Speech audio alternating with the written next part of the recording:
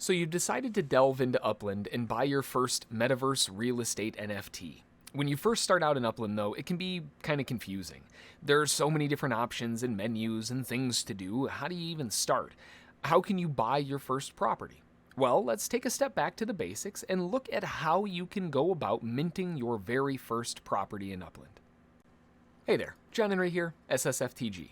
Welcome to the video. If this is your first time on the channel, welcome, my friend. I hope to earn your like and subscription today. In this one, I wanted to take a step back and look at the basics. You know, collections and business models and all of that stuff is super fun.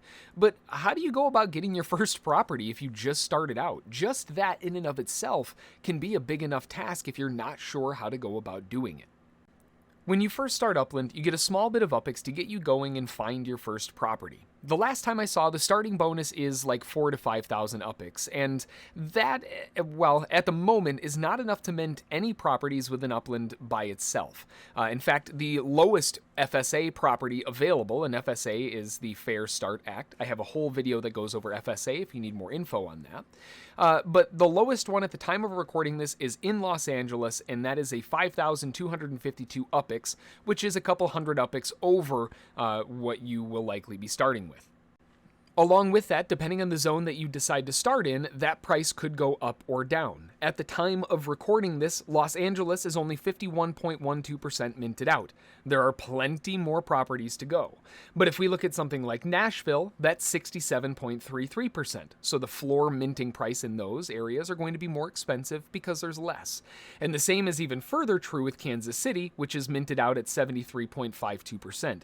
These ones are going to have an even higher floor. So the lowest floor available is going to be in Los Angeles, at least at the time of recording this. So really, to start out for our first property at the moment, we need about 5,600 UPX.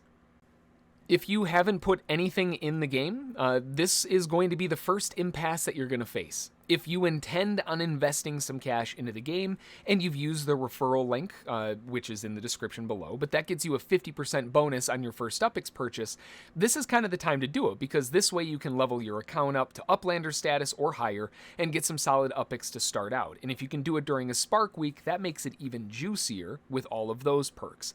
And again, when you do all of that and you level up to Uplander or higher, you also make your account permanent on the EOS blockchain.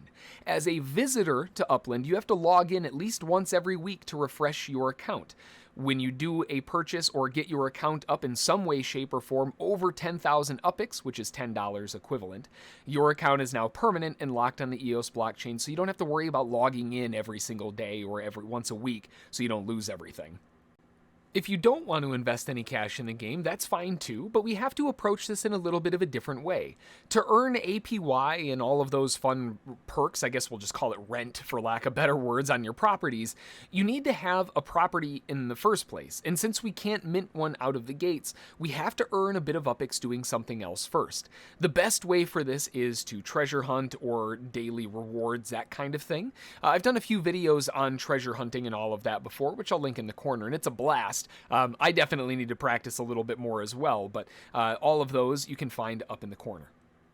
The objective is to get enough UPX to mint our first property, right? So we can take the address from the list here. Now, if you don't know what this tool is, this is part of upxland.me, and you can use their search feature.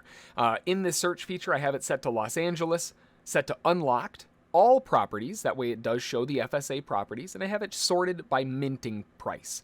And that shows me that the cheapest minting price is right here in Florence at $52.52. You can also take the address, copy it, go into the game and paste it, and it will bring you there as well. It's another way to kind of get around the system. Once we've located the property that we're going for, in this case, this is an FSA property, and if I click on it, you can see all of the information about the property. It's going to give you the UPX price, so $6,556, the size of it, how much it's going to earn you, all kinds of different stuff. You'll also notice that there's boosted earnings, and if you click on the boosted earnings box, that will show you all of the collections that this is a part of.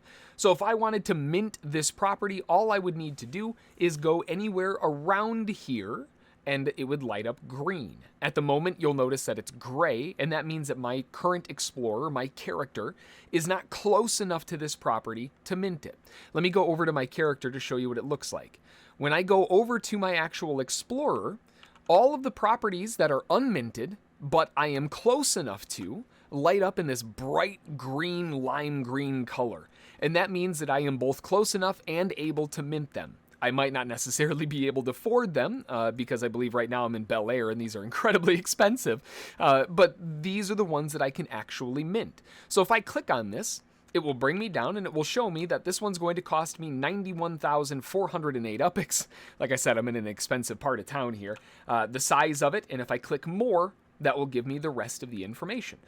So with all of this information, I would be able to purchase it if I wanted to. In this case, when I say purchase, what I'm actually referring to is what we call minting. And minting a property is effectively locating a brand new property in the game and, well, mining it, making it, creating it on the blockchain as something that somebody has purchased, right? Solidifying its space on the EOS blockchain, if you will. Now, to do that action, everything costs, well, something. In this case, it's UPIX. You'll always be able to see the value of them down here. Like I said, I'm in an incredibly expensive area, but that way you know you are able to purchase these zones. And the main objective, again, is just to earn enough UPIX to find and get your first property and leave you with about 1,000 to 2,000 UPIX for general navigation and movement. This is a blockchain-based game.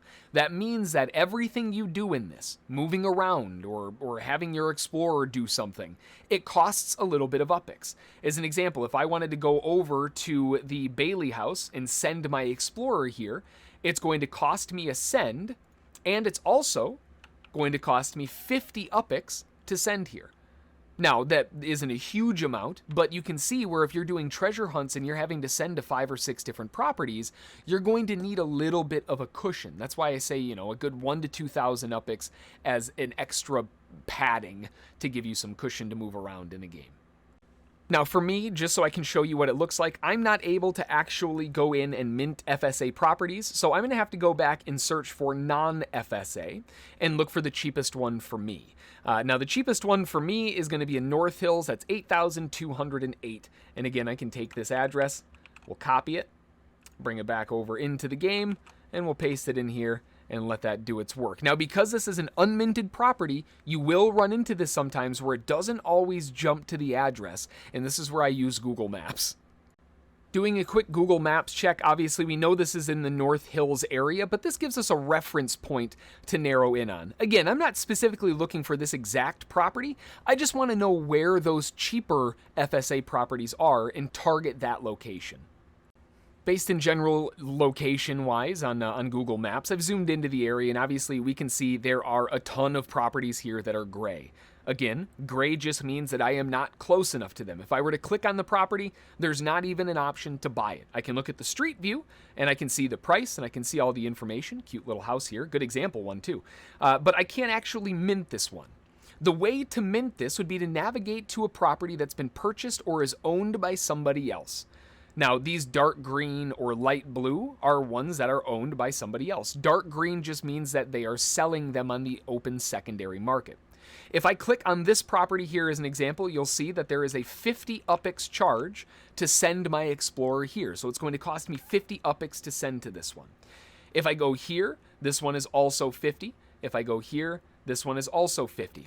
The reason I point that out is because sometimes people will jack the price up because it is controllable by the user, and they'll charge you an arm and a leg and gouge you like crazy just to send your Explorer there.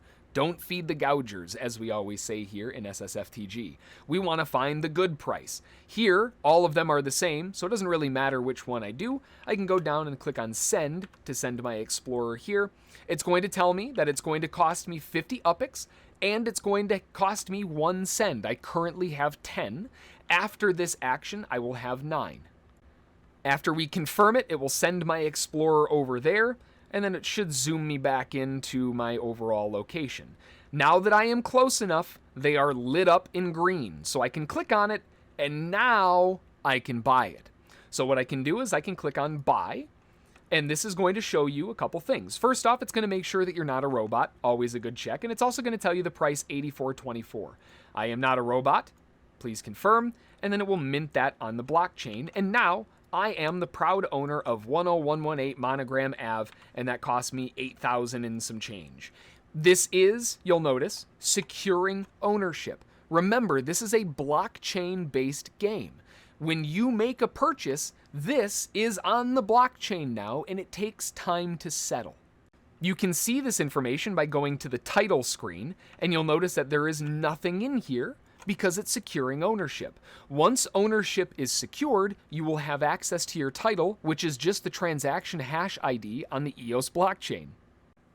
After a little while, we'll see that the window finally updates, and this is how we know that it's fully confirmed on the blockchain. We'll see the price in here. It doesn't say that it's securing on anything or anything weird like that. It just gives us all the information about the property.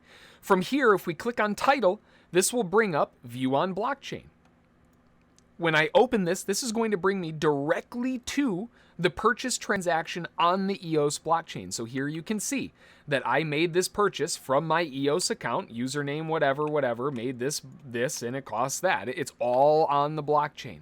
Really, really cool, but it goes to show you how important it is when you upgrade your account to Uplander, why it makes such a big deal. Because if you lose your account because you weren't logging in enough, then all of your properties, although they're on the blockchain, your account's going to be gone, and that's kind of a bummer.